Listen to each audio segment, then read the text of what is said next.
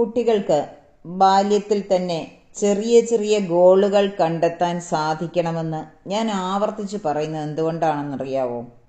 കാരണം ലക്ഷ്യമില്ലാത്ത കുട്ടിയുടെ ശ്രദ്ധ പുറത്തുള്ള ലോകം പിടിച്ചെടുക്കും.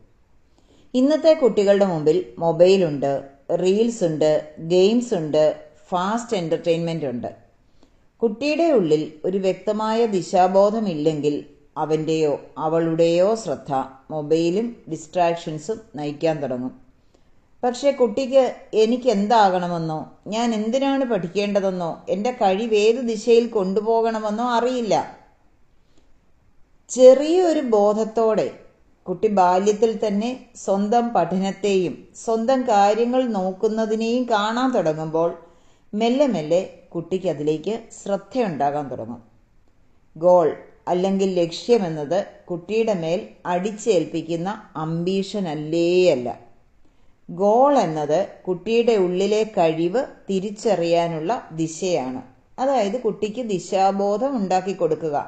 ഇന്ന് യാത്ര ചെയ്യേണ്ടത് തിരുവനന്തപുരത്തിനാണ് എങ്കിൽ ഇന്ന് തിരുവനന്തപുരത്തിനാണ് പോകുന്നതെന്ന് കുട്ടി അറിയണം, അത്രേ ഉള്ളൂ. എന്ന് പറഞ്ഞ പോലെ ഇന്ന് പഠിക്കേണ്ടത് എന്തിനാണെന്ന് കുട്ടി അറിഞ്ഞിരിക്കണമെന്ന് സാരം. നമ്മുടെ തലമുറയിൽ പലരും ഒരുപാട് പഠിച്ചു. പക്ഷെ എന്തിനാണ് പഠിക്കുന്നത്, എങ്ങോട്ടാണ് പോകുന്നത്, നമ്മുടെ യഥാർത്ഥ കഴിവെന്താണ് എന്ന് പലർക്കും വൈകിയാണ് മനസ്സിലായത്. പക്ഷേ തിരിഞ്ഞു നോക്കിയപ്പോഴേക്കും കാലം അതിൻ്റെ കളികൾ തുടങ്ങി. ദിവസങ്ങൾ മുന്നോട്ട് പോയി, പ്രായം കഴിഞ്ഞുപോയി. ഇനിയുള്ള ഒരു കുഞ്ഞിന് പോലും ഈ അവസ്ഥ ഭാവിയിൽ വരരുതെന്ന് കരുതിക്കൊണ്ടാണ് ഞാൻ ഇങ്ങനെയൊരു ക്ലാസ് എടുക്കുന്നത്. കുട്ടിയെ വെറുതെ പഠിപ്പിച്ചാൽ പോരാ. കുട്ടിക്ക് ദിശാബോധം കൊടുക്കണം, ശ്രദ്ധ ഉണ്ടാവണം, ലക്ഷ്യം എന്താണെന്ന് അറിയണം, സ്വയം നിയന്ത്രണം അറിയണം, ഡെയിലി പ്രാക്ടീസ് ഉണ്ടായിരിക്കണം. ഇവയെല്ലാം ബാല്യത്തിൽ തന്നെ സ്വന്തം ഉത്തരവാദിത്തമായിട്ട് കുഞ്ഞുങ്ങൾ പരിശീലിക്കുകയും വേണം.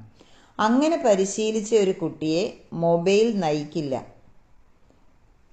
കുട്ടിക്ക് സ്വന്തം കാര്യങ്ങൾ നോക്കിയതിന് ശേഷം മൊബൈൽ നോക്കാനായിരിക്കും തോന്നുക. നിങ്ങളുടെ കുട്ടിക്ക് വ്യക്തമായ ഒരു ഗോൾ ഉണ്ടോ? അത് കണ്ടെത്താൻ നിങ്ങൾ പ്രാക്ടീസ് കൊടുക്കാറുണ്ടോ? ഇല്ല എങ്കിൽ ശ്രദ്ധിക്കുക. കുട്ടിയുടെ കഴിവ് ഏത് ദിശയിലേക്ക് കൊണ്ടുപോകണമെന്നത് കുട്ടിക്ക് ബോധ്യം വേണം. ശരിക്കും യഥാർത്ഥത്തിലുള്ള കഴിവിലേക്കല്ല പല കുട്ടികളും ശ്രദ്ധ തിരിക്കുന്നത്. സ്കൂളിൽ ഏതെങ്കിലും വിഷയങ്ങളിൽ മത്സരത്തിന് വേണ്ടിയുള്ള പാച്ചിലിനിടയിൽ ചില കാര്യങ്ങളിലേക്കായിരിക്കും കുട്ടിയുടെ ശ്രദ്ധ പോവുക. അതിനപ്പുറത്ത് കുട്ടിക്ക് യഥാർത്ഥത്തിൽ കുട്ടിക്ക് ചെയ്യാനുള്ളത് എന്താണെന്ന് തിരിച്ചറിയേണ്ടതുണ്ട്. നമുക്ക് അതിനുവേണ്ടി നമ്മുടെ കുഞ്ഞുങ്ങളെ പ്രാക്ടീസ് ചെയ്യിപ്പിക്കണം എല്ലാ ദിവസവും. കാരണം കുട്ടികൾക്ക് നമുക്ക് കൊടുക്കാൻ പറ്റുന്ന ഏറ്റവും വലിയ ഗിഫ്റ്റ് അതാണ്. സ്വന്തം ജീവിതത്തിൽ എന്താണ് ചെയ്യേണ്ടതെന്ന് ഒരു കുട്ടിക്ക് തിരിച്ചറിയാൻ സാധിച്ചാൽ, അതിനുള്ള ബേബി സ്റ്റെപ്സ് എടുത്ത് മുന്നോട്ട് പോകാൻ സാധിച്ചാൽ കുട്ടി വിജയിക്കുമെന്നതിന് യാതൊരു സംശയവും വേണ്ട. ഓർമ്മിക്കുക, നമ്മുടെ കുട്ടിയെ ശരിയായ രീതിയിൽ നയിക്കേണ്ട ഉത്തരവാദിത്തം നമുക്ക് മാതാപിതാക്കൾക്ക് തന്നെയാണ്, മറ്റൊരാൾക്കുമില്ല. കുട്ടിയോടിത് പറഞ്ഞാൽ കുട്ടിക്ക് അറിയില്ല. കുട്ടി കാണുന്ന കാര്യങ്ങളിൽ, കുട്ടിക്ക് ഇഷ്ടപ്പെടുന്ന കാര്യങ്ങളിൽ മാത്രം ശ്രദ്ധ കൊടുത്തുകൊണ്ട് നിൽക്കും. ഈ പറയുന്നതൊക്കെ ഉപദേശമാണെന്നും കുട്ടിക്ക് തോന്നും. അതുകൊണ്ട് മെല്ലെ മെല്ലെ കുട്ടിയുടെ ജീവിതത്തിൻ്റെ ഭാഗമാക്കി നമുക്ക് കോൺഷ്യസ് പേരൻറ്റിങ് കൊടുക്കേണ്ടതുണ്ട്. ഒരച്ഛനും അമ്മയും വിവാഹത്തിന് മുമ്പ് തന്നെ പഠിച്ചു തുടങ്ങേണ്ട കാര്യമാണ് കോൺഷ്യസ് പേരൻറ്റിങ്. ഇതൊന്നും നമുക്ക് നമ്മുടെ കാലത്ത് ആരും പറഞ്ഞു തന്നിട്ടില്ല. എന്നാൽ ഇന്ന് അതിനായ ഒരുപാട് മാർഗങ്ങളുണ്ട് താനും. നമ്മുടെ കുഞ്ഞിനെ ശരിയായ വഴിയിൽ നയിക്കുവാൻ നമ്മൾ പ്രാപ്തി നേടിയിരിക്കണം. എനിക്കതറിയില്ല, എനിക്ക് ടെക്നോളജി അറിയില്ല, എനിക്കിങ്ങനെയുള്ള ഒരു കാര്യവും അറിയില്ല, ഞാൻ പഠിച്ചിട്ടില്ല എന്ന് പറഞ്ഞ് മാറി നിൽക്കരുത്.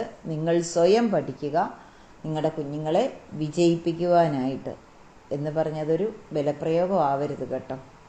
നാളെ മറ്റൊരു വിഷയവുമായി കാണാം. Thank you, love you, bless you.